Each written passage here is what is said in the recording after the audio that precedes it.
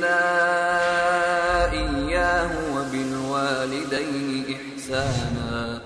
إما يبلغن عندك الكبر أحدهما أو كلاهما فلا تقل لهما أف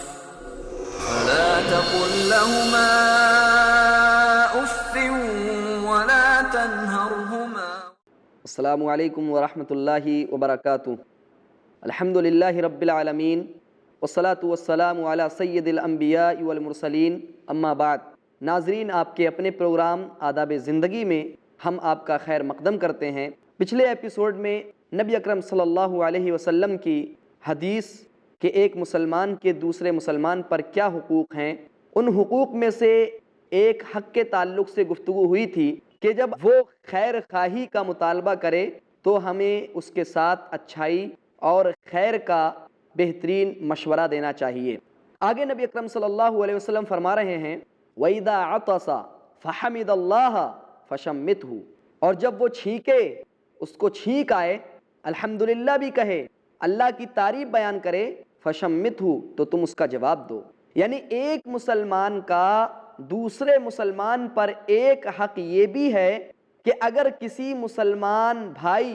یا بہن کو چھینک آ رہی ہے تو دوسرا بھائی یا بہن اس کے جواب میں اگر اس نے الحمدللہ کہا ہے چھینکنے والے نے تو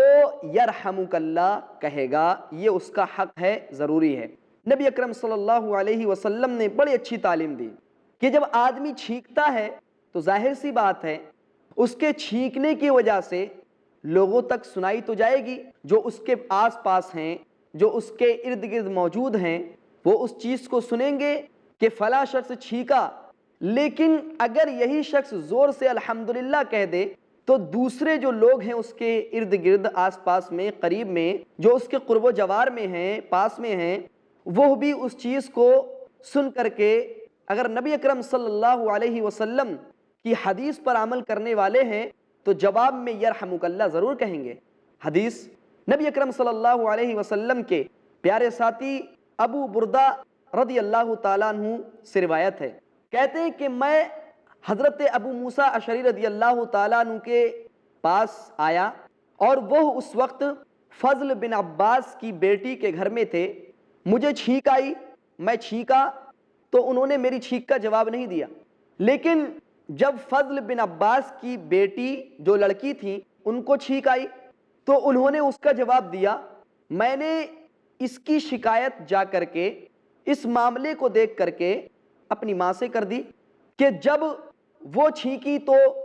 ابو موسیٰ نے اس کا جواب دیا، لیکن میں چھینکا تو انہوں نے میرا جواب نہیں دیا. چنانچہ جب انہوں نے اس چیز کا تذکرہ اپنی والدہ سے کیا تو ان کی والدہ یعنی ابو بردہ رضی اللہ تعالیٰ عنہ کی والدہ نے حضرت ابو موسیٰ رضی اللہ تعالیٰ عنہ سے اس تعلق سے کلام کیا، گفتگو کی. حضرت ابو موسیٰ اشعری رضی اللہ تعالیٰ عنہ نے کہا کہ رہی بات کہ ابو بردہ کی چھینک پر میں نے جواب کیوں نہیں دیا تو وہ سن لیجئے. اس بنا پر میں نے ان کی چھینک کا جواب نہیں دیا کیونکہ انہوں نے الحمدللہ نہیں کہا تھا. اور رہی بات فضل بن عباس کی بیٹی کی تو انہوں نے الحمدللہ کہا تھا چھینکنے کے بعد، اس لیے میں نے ان کی چھینک پر یرحمک اللہ کہا، یعنی اس کا جواب دیا. اور ایسا کیوں میں نے کیا؟ وہ اس وجہ سے کیا کیونکہ نبی اکرم صلی اللہ علیہ وسلم کی حدیث ہے کہ جب تم میں سے کسی کو چھینک آئے، جب تم میں سے کوئی شخص چھینکے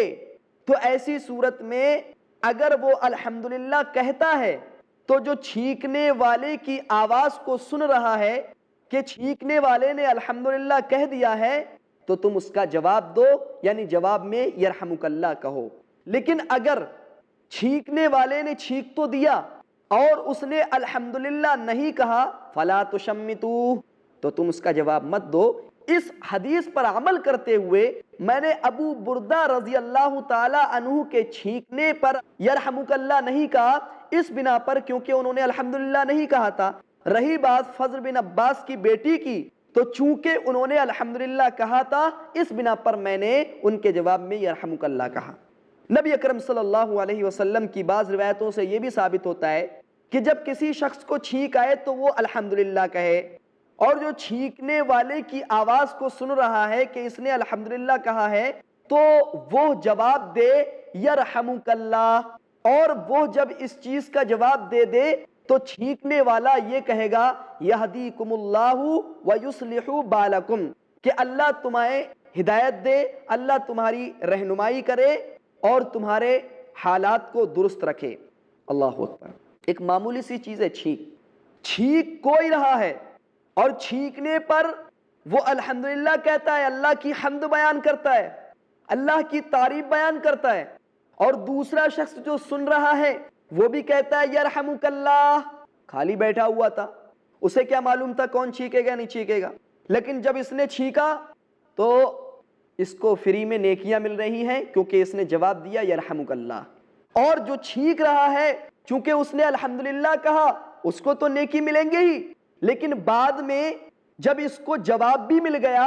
یرحمک اللہ کہہ دیا گیا اس کے لیے، تو پھر اس نے اس شخص کے لیے جس نے اس کا جواب دیا تھا یہ دعا بھی کر دی کہ یہدیکم اللہ، اللہ تمہیں ہدایت دے، اللہ تمہاری رہنمائی کرے، ویصلح بالکم، اور تمہاری حالت کو درست رکھے، تمہارے دل کی اصلاح فرمائے۔ آپ اندازہ لگائیے کہ اللہ کی حمد بھی بیان ہو رہی ہے اور دعا بھی ہو رہی ہے صرف چھینکنے کی وجہ سے۔ الحمدللہ، کتنا بہترین ادب سکھایا جناب محمد رسول اللہ صلی اللہ علیہ وسلم نے، کاش ہم اس پر عمل کریں۔ نبی اکرم صلی اللہ علیہ وسلم نے تو چھینکنے کے تعلق سے یہی بات کہی کہ اللہ کی حمد بھی ہو جاتی ہے اس کے اندر، اور دوسری چیز دعا بھی ہو جاتی ہے، تو حمد اور دعا مل کر کے یہ چیز انسان کی نیکیوں کے اندر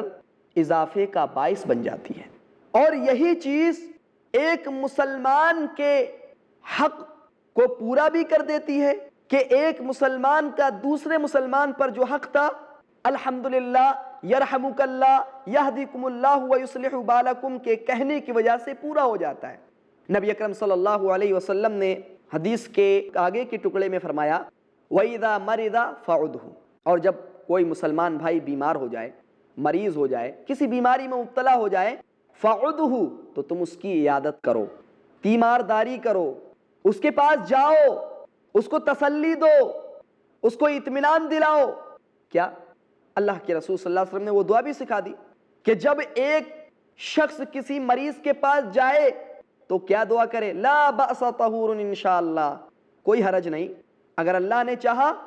تو یہ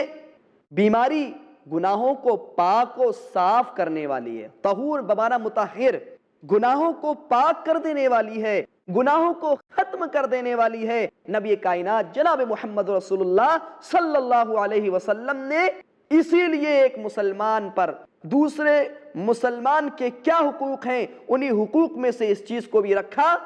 تاکہ ایک مسلمان بھائی کو تسلی بھی ہو جا رہی ہے اور دوسری طرف جو عیادت کرنے والا ہے اس کو ثواب بھی مل جا رہا ہے۔ اللہ اکبر۔ نبی اکرم صلی اللہ علیہ وسلم نے یہاں تک فرمایا، اور مریض کو بھی پریشان ہونے کی ضرورت نہیں۔ کیوں؟ نبی اکرم صلی اللہ علیہ وسلم کا فرمان سنیں، اللہ کے رسول صلی اللہ علیہ وسلم نے فرمایا عجبا لامر المومن، مومن کا معاملہ بھی بڑا تعجب خیز ہے، بڑا عجیب معاملہ ہے۔ ان امرہ کلہ خیر، اس کا پورا معاملہ خیر ہے، بھلائی ہے، اچھائی ہے، صرف خیر ہی خیر ہے اس کے لیے، صرف بھلائی ہی بھلائی ہے، ہر کام میں بہتری ہے، جو بھی کام کرتا ہے اس کے لیے اس کے اندر اچھائی ہے، نیکی ہے، بھلائی ہے۔ اللہ اکبر۔ نبی اکرم صلی اللہ علیہ وسلم نے فرمایا وَلَيْسَ ذَاكَ لِأَحَدٍ إِلَّا لِلْمُؤْمِنِ، ایک بات یاد رکھو، وَلَيْسَ ذَاكَ لِأَحَدٍ، یہ صرف مومن کے لیے خاص ہے جو اللہ سبحانہ و تعالیٰ کی، نبی کائنات محمد رسول اللہ صلی اللہ علیہ وسلم کی تمام تعلیمات پر مکمل طور پر عمل کرتا ہے، یہ اس کے لیے خاص ہے۔ صرف مومن کے لیے یہ چیز خاص ہے کہ اس کا پورا معاملہ خیر ہے، بھلائی ہے، اچھائی ہے، نیکی ہے، اس کے معاملے میں شر نہیں ہوتا، اس کے معاملے میں برائی نہیں ہوتی، اس کے معاملے میں فساد نہیں ہوتا، اس کے معاملے میں فتنہ نہیں ہوتا، ہر معاملہ اچھا ہے۔ اس کے بعد نبی اکرم صلی اللہ علیہ وسلم نے ارشاد فرمایا ان اصابتہ سراء شکر، اگر اس کو خوشی لاحق ہوتی ہے، کوئی خوشی کی بات ہوتی ہے، کوئی اچھی بات ہوتی ہے، اس کی تجارت میں برکت ہوتی ہے، اس کے یہاں کوئی اولاد پیدا ہوتی ہے، کوئی بہترین تقریب اس کے ہاں آتی ہے، خوشی کا کوئی بھی موقع ہوتا ہے، اکڑتا نہیں، گھمنڈ نہیں کرتا، مغرور نہیں ہوتا، گھمنڈی نہیں ہو جاتا۔ نبی کائنات صلی اللہ علیہ وسلم نے فرمایا فشکر، وہ شکر کرتا ہے، شکر بجا لاتا ہے۔ کیوں؟ اس کو اللہ کا فرمان یاد ہے، لئن شکرتم لازیدنکم، اگر شکر ادا کرو گے بہت دوں گا، بڑھا چڑھا کر کے دوں گا، اضافہ کرتا رہوں گا۔ وَلَئِن كَفَرْتُمْ إِنَّ عَذَابِي لَشَدِيدٌ، اگر ناشکری کی، اگر نعمتوں کا انکار کیا، اللہ کی نعمتوں کی ناشکری کی، ان عذابی لشدید، بے شک میرا عذاب بھی سخت ہے۔ اس کو آیت معلوم ہوتی ہے، آیت کو اپنے ذہن میں رکھتا ہے، اسی لیے شکر بجا لاتا ہے ہر خوشی کے موقع پر۔ فکان خیر اللہ، تو یہ بھی چیز بھی اس کے لیے بہتر ثابت ہوتی ہے، یہ چیز اس کی نیکیوں میں اضافے کا باعث بنتی ہے۔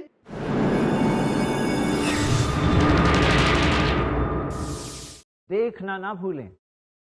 Black and white.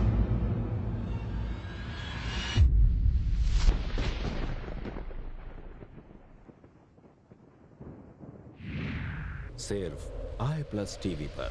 بہتر زندگی کے لیے۔ فیس ٹو فیس بردر زید پٹیل کے ساتھ دیکھیے اسلام کے آئینے میں دنیاوی سوچ کا سچ، ہر جمعرات رات 8 بجے، صرف آئی پلس ٹی وی پر، بہتر زندگی کے لیے۔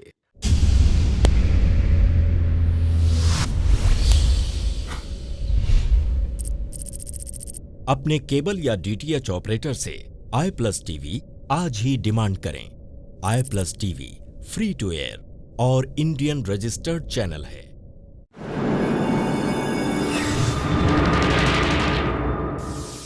اس کے بعد نبی اکرم صلی اللہ علیہ وسلم نے فرمایا وَإِنْ أَصَابَتْهُ ضَرَّاءُ صَبَرَ فَكَانَ خَيْرَ اللَّهُ، اگر تکلیف پہنچتی ہے، کوئی مصیبت پہنچتی ہے، کوئی پریشانی پہنچتی ہے، بیمار ہو جاتا ہے، بخار آ جاتا ہے، یا کوئی دوسری پریشانی اس کو لاحق ہو جاتی ہے، کوئی حادثہ پیش آ جاتا ہے، برا بھلا نہیں کہتا کسی کو، کسی پر لعن طعن نہیں کرتا کہ ایسا کیوں کر دیا، ایسا اس لیے ہو گیا، یہ ہے وہ ہے، اللہ کو میں ہی ملاتا۔ آج ہمارے معاشرے میں ایسے بہت سارے لوگ ہیں کہتے ہیں۔ نبی اکرم صلی اللہ علیہ وسلم نے فرمایا صبرا، صبر کرتا ہے، اللہ اکبر، اور یہ صبر کرنا فکان خیر اللہ، اس کے لیے بہترین ثابت ہوتا ہے، اس کے لیے خیر ہے، کیونکہ اسے اپنے رب کی قرآن مقدس کی آیت معلوم ہے، یا ایھا الذین آمنوا استعینوا بالصبر والصلاۃ ان اللہ مع الصابرین۔ صبر کرتا ہے کس چیز کے ذریعہ؟ نماز کے لیے دوڑ پڑتا ہے، اللہ سے مدد مانگتا ہے اگر مصیبت پہنچتی ہے، صبر کرنے لگتا ہے کیونکہ اسے معلوم ہے ان اللہ مع الصابرین، بے شک اللہ صبر کرنے والوں کے ساتھ ہے۔ ہاں پریشانی آئی، مصیبت آئی، آنے دو، آئی ہے تو اللہ سبحانہ و تعالی نے اس چیز کو میرے حق میں لکھا تھا، بہتر ہے، اسی لیے وہ اس پر صبر کرتا ہے اور یہ چیز اس کے لیے بہتر ہوتی ہے، اور اسے نبی اکرم صلی اللہ علیہ وسلم کی وہ حدیث بھی یاد ہوتی ہے۔ کیا؟ نبی اکرم صلی اللہ علیہ وسلم نے فرمایا کوئی مومن، کوئی بھی مسلمان ہو، کوئی بھی اللہ پر ایمان رکھنے والا شخص ہو، نبی اکرم صلی اللہ علیہ وسلم نے فرمایا کوئی بھی اسے تکلیف پہنچے، غم لاحق ہو، بیماری ہو، دکھ ہو، درد ہو، رنج ہو، الم ہو، تکلیف ہو، پریشانی ہو، مصیبت ہو، حتیٰ کہ اگر کانٹا بھی اس کو چبھ جائے تو اس کانٹے کے چبھنے کی وجہ سے اللہ سبحانہ و تعالی اس کے خطاؤں کو، اس کے گناہوں کو ختم کر دیتا ہے، مٹا دیتا ہے۔ اللہ اکبر، اسی لیے وہ صبر کرتا ہے۔ نبی اکرم صلی اللہ علیہ وسلم نے کتنا اچھا نسخہ دیا ایک مریض کے لیے کہ ایک مریض کو ذرہ برابر بھی پریشان ہونے کی ضرورت نہیں، کیونکہ نبی اکرم صلی اللہ علیہ وسلم کا فرمان ہے کہ یہ بیماری اگر وہ مومن ہے، اگر وہ مسلمان ہے، اللہ سبحانہ و تعالی سے لو لگاتا ہے اور لگاتا رہا ہے تو اللہ سبحانہ و تعالی انشاءاللہ اس کی پریشانی کو ضرور ختم کر دے گا، ضرور اس کی پریشانی کو دور کر دیتا ہے۔ اور اس کا بھی فائدہ سنیں کہ نبی اکرم صلی اللہ علیہ وسلم نے آخر ایک مسلمان کا حق دوسرے مسلمان پر اس چیز کو کیوں قرار دیا کہ عیادت کو حق کیوں قرار دیا؟ اس کی اصل وجہ یہی ہے، ایک مسلمان شخص اپنے بیمار بھائی کے پاس پہنچتا ہے تو اس کو تسلی دیتا ہے، بھائی صبر کرو، بھائی صبر کرو، مصیبتیں آتی ہیں، پریشانیاں آتی ہیں، تکلیفیں آتی ہیں، ان کو جھیلنے کی کوشش کرو، رب تمہاری ان تکلیفوں کے ذریعہ، رب تمہاری ان پریشانیوں کے ذریعہ تمہارے گناہوں کو ختم کر دے گا انشاءاللہ۔ اللہ اکبر۔ اور عیادت کرنے والے کا ثواب، صحیح مسلم کی روایت، نبی اکرم صلی اللہ علیہ وسلم نے فرمایا مریض کی عیادت کرنے والا فی مخرفۃ الجنہ، جنت کے باغ میں رہتا ہے، حتی یرجع، یہاں تک کہ واپس آ جائے، یعنی اس وقت تک جب تک وہ مریض کی عیادت میں رہتا ہے، مریض کے پاس رہتا ہے، اس وقت تک وہ جنت کے باغ میں رہتا ہے، یعنی اللہ سبحانہ و تعالی اسے بڑے ثواب سے نوازتا ہے، اور اس ثواب کو حاصل کرنے کی وجہ سے وہ انشاءاللہ ایک دن جنت کے باغ میں رہے گا۔ نبی اکرم صلی اللہ علیہ وسلم نے جہاں مریض کی جو پریشانیاں ہیں اگر ان پر صبر کرتا ہے وہاں اس کی خطائیں معاف کرنے کی بات کہی، وہی آپ کے فرمان کے مطابق جو عیادت کرنے والا مسلمان بھائی ہے اس کے تعلق سے بھی یہی فضیلت بیان کی کہ اللہ سبحانہ و تعالیٰ بڑے ثواب سے اس کو نوازتا ہے، بڑا ثواب دنیا کے اندر اسے دیتا ہے۔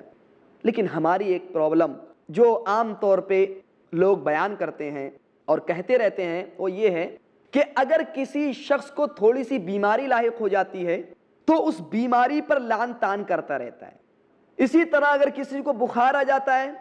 تو وہ اس بخار پر لعن طعن کرتا رہتا ہے، برا بھلا کہتا رہتا ہے۔ نبی اکرم صلی اللہ علیہ وسلم نے فرمایا لا تسبی الحمى، بخار کو گالی مت دو، بخار کو برا بھلا مت کہو، کیوں؟ کیونکہ یہ بخار انسان کی خطاؤں کو معاف کر دیتا ہے، مٹا دیتا ہے، ختم کر دیتا ہے، جس طرح ایک بھٹی لوہے کی گندگی کو، لوہے کی خباثت کو، لوہے کے زنگ کو ختم کر دیتی ہے۔